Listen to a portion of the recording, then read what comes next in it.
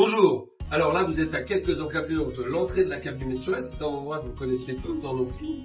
Mais on est devant quel tableau? La classification de 1855 des grands vins de Médoc. Cette classification, seul le président de la République peut la changer. Et la dernière fois que ça a été changé, c'est en 1973 pour faire monter le mouton Rothschild en premier cru. Et puis vous voyez là des crus bourgeois du Médoc. Les crus bourgeois du Médoc existaient déjà en 1855. Pourquoi je vous parle des crus bourgeois du Médoc aujourd'hui? Parce que j'ai à peu près fait, durant ma carrière, toutes les régions de France, avec beaucoup de bonheur. On se souvient de la Bourgogne avec la maison de Rouen, excellente maison avec des dégustations remarquables, les vins du domaine Bertrand, des dégustations remarquables, les caves de thym aussi dans les Côtes-du-Rhône, le Gaillac de chez Romain Girard. Et puis, au fil des années comme ça, on oublie ses premiers amours. Et mes premiers amours, c'était les crus bourgeois du Médoc. Faut pas oublier que j'ai fait l'école hôtelière de Talence.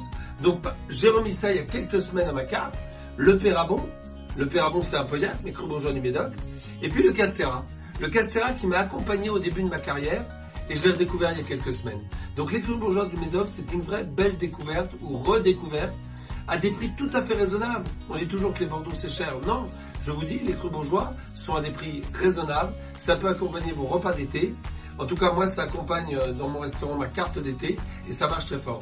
Donc, quand vous pensez vin, pensez toutes les régions de France, mais pensez aussi crus bourgeois du Médoc. C'est une très belle découverte. À bientôt.